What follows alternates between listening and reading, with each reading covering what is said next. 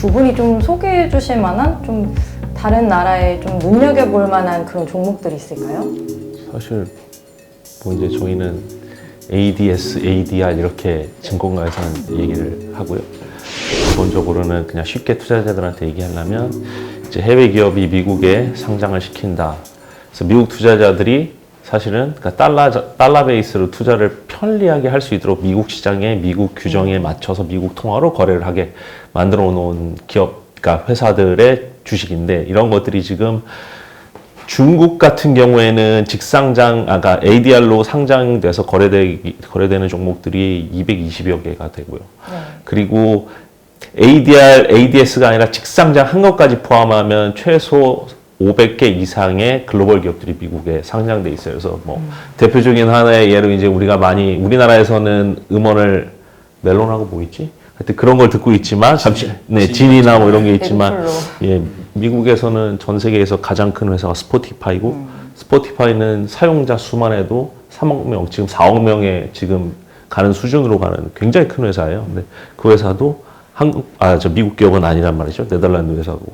그리고 이제 요가하시는 분들의 뭐 이제 언론에도 많이 나온 뭐 요가계 샤넬 그러면 요가복의 룰루레몬도 미국 회사는 아닌데 캐나다 회사지만 미국에 상장이 돼 있고 메르카도 리브레도 아까 얘기한 것처럼 마찬가지 개념이고 그 전에는 더합니다. 뭐 우리나라로 따져도 삼성전자만 없지 신한금융지주, 우리금융지주, SK모바일, 그러니까 SK텔레콤 상장이 다 돼 있어요.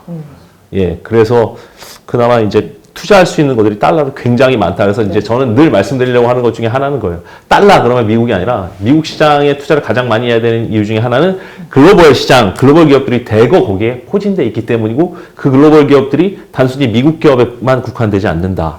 진짜 글로벌 해당 비즈니스의 리더들이 상장을 하기 때문에 예, 미국 시장에 거래. 그래서 굉장히 많은 종목들이 있습니다.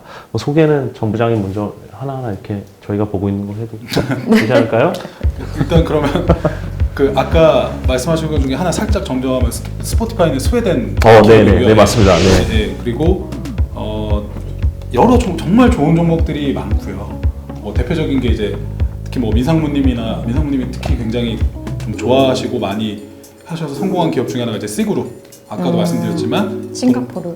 동남아시아의 아마존이라고 불리고 있고 동남아시아의 텐센트라고 불리고 있는 최대 동남아 게임 퍼블리셔이고 이커머스 하고 있고 핀테크까지 결제까지 하고 있는 3대장을 다 갖고 있는 C그룹 있고 그리고 개인적으로 이제 저도 아까 메르카도 리브레도 얘기했지만 저는 한 두세 개 정도를 말씀드리면 반도체 기업도 지금 사실 반도체 빅사이클 얘기하잖아요.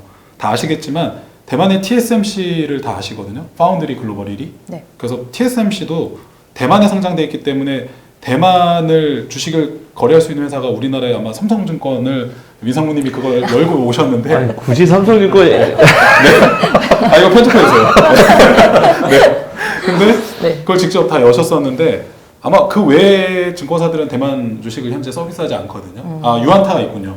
예, 유안타나 삼성이 있는데 그럼 그거 아니면은 못 사느냐? 있거든요. 미국의 ADR로 TSM이라는 코드로 거래를 할 수가 있어요. 네. 그래서 여기서 이제 살짝 뭐 좀 번외 얘기지만 ADR이라는 걸 투자하시게 되면 ADR fee라는 거를 잔고에서 조금씩 내시게 될 거예요. 보관료라고 하는 개념이니까 0.01 한 주에 0.02가 통상 주당이고 뭐 기간을 오랫동안 갖고 있는다는 이게 좀 옆으로 샜는데 기간을 오랫동안 갖고 있었기 때문에 부과하는 게 아니라 특정 시점에 잔고를 파악을 해서 예탁기관이 해당 주식을 가지고 있는 투자자들한테 주당 징구합니다. 이거 몰랐던 부분이네요. 있습니다. 네. 나중에 거래 내역 보시면 ADR fee 징고 뭐 이런 게 좀 찍혀 있을 텐데 뭐 크지는 않으니까요. 금액이. 근데 어쨌건 할 수가 있다는 거죠. 그래서 달러를 통해서 TSMC를 미국 증시에서도 얼마든지 거래할 수 있고 그래서 그걸 사셨던 분들이 꽤 큰 수익이 났을 거고 지금도 아까 말씀드렸던 서학개미 탑10에 TSMC가 있더라고요. 그리고 아시겠지만 ARK 인베스트먼트에서 TSMC도 계속 커미션 이렇게 담고 있는 걸로 알고 있고 저도 좋게 보고 있고 그리고 그거 외에도 반도체 종목을 연구해 보신 분들이 아시지만 ASML은 또 네덜란드 기업이잖아요. 근데 네덜란드에 상장돼 있지만 그래서 유로화로 보통 산다고 생각하시지만 미국에도 똑같은 티커로 ASML로 미국 달러로 거래할 수가 있어요. 그래서 저는 그 두 개 기업도 굉장히 해외 기업이지만 미국에 상장된 기업 중에 굉장히 유망하다고 보고 있고 아시다시피 ASML은 1등 업체라는 표현을 쓰지 않아요. 그들만 하거든요. 네. 그러니까 사실 독점이죠. EUV 장비는. 그래서 굉장히 지금도 주가가 잘 가고 있고 그런 기업들도 있고 그리고 민상무님이 아까 이제 이커머스나 이런 쪽을 좀 얘기를 해주셨는데 저 개인적으로는 조금 더 관심 있게 보고 있는 기업은 KE 홀딩스라고 네. 예, 그 중국명으로는 베이커라는 표현을 쓰는데 미국에 상장돼 있고 중국판 다방이에요. 중국 다방 직방. 예, 그러니까 온라인 부동산 중개 플랫폼 1위 기업이에요. 네네. 그게 지금 BEK이라는 100회라는 코드로 미국에 상장이 돼 있고 이 종목 역시 서학개미들이 좋아하시는 ARK 인베스트먼트에 항상 늘 빠지지 않고 들어가는 종목이라 그러니까 최근에 보면은요 사실 조금 이제 비교를 하기 위해서 좀 설명이 좀 길어지긴 하는데 네. 미국에서 신고가 가고 있는 기업들 중에 하나가 프롭테크 기업들이 많아요.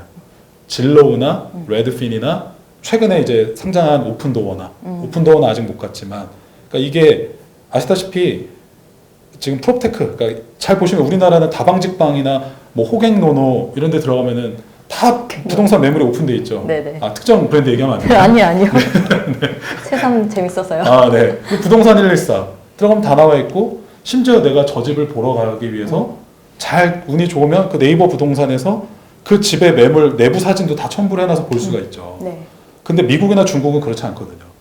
그러니까 굉장히 프라이빗한 거고 아시다시피 중개인들은 자기네 물건을 쥐고 절대 공개하려고 하지 않아요. 그게 자기의 무기라고 생각하니까.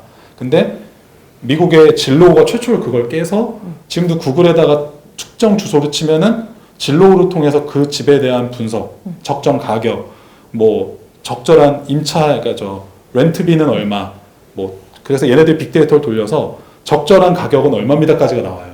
그리고 이 집의 내부 사진도 나오고 심지어 어떤 데는 3D로 내부 전경을 찍어서 3D로 내가 마치 가서 보는 것처럼 다 알게 되거든요. 그래서 정말 미국에서 이렇게 파티를 하고 내가 상대방 집에 놀러 갈 때 그 사람이 이제 놀러 가는 이제 초대된 분이 그 집의 주소를 진로에서 쳐서 그 안에 차고가 어디 있는지, 주차장 어디 있는지, 입구가 어디 있는지 찾아보고 갈 정도예요. 진로우가 그 정도 역할까지 하거든요. 근데 얘네들이 처음에도 그게 장사가 안 되다 보니까 매물이 정보가 없으니까 그 각 주마다 그 중개인 브로커들한테 돈을 주고 매물 정보를 사와서 이걸 전국 단위로 모아서 서비스에서 지금 폭발적으로 성장하고 있는 거거든요. 그래서 진로우가 야크 ETF에도 상위 편입으로 들어가 있고 그리고 아시다시피 뭐 중고차 시장이나 또는 뭐 이렇게 음식 푸드 딜리버리 시장 그리고 부동산 시장 전체로 봤을 때 가장 거래액 단위가 큰 시장은 당연히 부동산 시장이에요. 근데 디지털화되어 있는 거는 3%도 안 돼요. 그러다 보니까 여기서 점유율이 1%만 늘어나도 매출액이 늘어날 앞으로 이 성장성이 엄청난 거죠. 그러다 보니까 미국의 진로우나 레드핀이 주도를 하고 있는데 중국은 누가 하냐? 그걸 베이커가 한다는 거죠. 예, 거기도 소프트뱅크가 투자했어요. 네. 이미. 그러다 보니까 중국도 마찬가지거든요. 중개인하고 중개인이 서로의 매물을 내놓지 않고요. 또 면대면으로 되는 거잖아요. 부동산 계약은. 그러다 보니까 디지털화되기가 어려웠는데 이거를 베이커가 10단계로 계약 단위를 다 쪼개서 여기서 참여하는 중개상들이 올바른 정보를 줘서 오케이가 되면 여기서 생긴 수익을 다 그 해준 참여한 사람들한테 쉐어를 해줘요. 그러니까 중국인들이 저희가 느끼기에도 조금 약간 서로를 상인의 마인드가 있으니까 좀 신뢰를 중요시하고 서로를 좀 잘 못 믿고 그런 부분이 있는데 그런 단계를 갖춰서 활성화가 되고 정보가 모이기 시작하고 그러다 보니까 성장을 하고 있는 거거든요. 그러니까 이게 부동산 시장, 거래 시장이 앞으로도 굉장히 커질 게 많은데 디지털화 되는 거는 이제 시작하는 부분. 그러다 보니까 G2 국가의 각 1등이 누구냐를 보다 보니까 진로나 레드핀이 이미 사상초 효과 같고 근데 베이커, 그러니까 K홀딩스는 이제 좀 이제 막 뜨고 이렇게 갈랑말랑 하고 있는 상황이라 보니 아마 캐시 우드도 거기에 주목해서 담고 있는 것 같고 그러니까 이거 하나만 얘기도 이렇게 할 게 많으니까 네네, 그러니까요. 미국에 상장된 것들 찾아보시면 다른 나라 기업이 미국에 상장된 기업들 정말 좋은 것들이 많죠. 제조라든지 이런 쪽은 밸류 자체를 인정받을 수가 없어요. 게임 아니면 그러니까 소프트 인프라 아니면 그러니까 플랫폼 비즈니스 아니면 네. 아예 저도 옛날에 미국에 있을 때 이런 일을 해봤지만 아예 제조 쪽은 특히 작은 기업들은 더더욱이나 보지를 않아요. 그냥 정말로 투자하고 싶은 회사? 게임. 아니면 뭐 인터넷 관련된 비즈니스 이런 쪽이에요. 다. 근데 그게 지금은 더 세진 거죠. 아까 PSR 얘기도 나왔지만 PSR의 대표적인 상징인 기업이 바로 아마존이었죠. 이걸 어떻게 투자해? PSR로 계속 설득을 한 것처럼 지금 모든 기업이 그렇게 흘러가고 있어요. 그게 사실이고. 근데 그게 실제로 그 기업이 성장을 하고 정말로 이익이 생기는 것까지 다 보여줬으니 네. 이제 다음 기업들은 오히려 좋은 사례가 보여줬으니까 사실 덕분에라는 표현이 있겠죠. 좋은 기업들은 너무 많아서 그쵸. 너무 많아서. 지금 여기 리스트를 지금 지금 갖고 계신 리스트에만 한 430개 정도 있는 거죠? 예, 한참 중국이 잘 나갔을 때 여기만 보더라도 지금 텐센트 뮤직 같은 것도 지금 스포티파이 얘기도 많이 나왔었지만 그렇죠. 지금 45빌리언이니까 우리나라 돈 한 50조 기업 가치 받고 있고요. 그다음에 뉴 오리엔탈 에듀케이션, 탈 에듀케이션 이건 또 중국의 우리나라 메가스터디. 메가스터디 같은 거라서 지금 주가 보면 어마무시합니다. 근데 이미 탈 에듀케이션 같은 거는 오래전에 중국 투자를 빨리 했던 얼리어답터들한테도 굉장히 많이 알려져 있고 바이두도 있고. 뭐 바이두는 이거 말할 것도 없고 최근에 저희가 뭐 작년부터 바이두 비중을 많이 늘려서 바이두는 참 좋은 케이스가 된 거고 뭐 후야도 있고 한전도 있습니다. 네. 한전도 있고 굉장히 많아요. 그래서 이런 부분이 사실 투자하는 거는 미국 시장이 그래서 좋다라는 거죠. 왜냐면 우리가 투자를 할 때 특히나 중국 G2니까 중국 주식의 볼륨이 미국 다음에 많고 물론 2015년, 6년, 17년도까지만 하더라도 16년도까지겠군요. 중국 주식이 15, 16년도는 압도적으로 국내 주식 투자자들이 국내에서 해외 투자하는 투자자들의 비중이 예탁원 결제로 80% 거의 90%대까지 이르렀는데 미국이 굉장히 작았거든요. 지금은 완전히 뒤바뀌었는데 여기서도 보면 실제로 투자할 수 있는 게 미국 시장을 더 선호할 수밖에 없는 게 중국 시장이 컸다.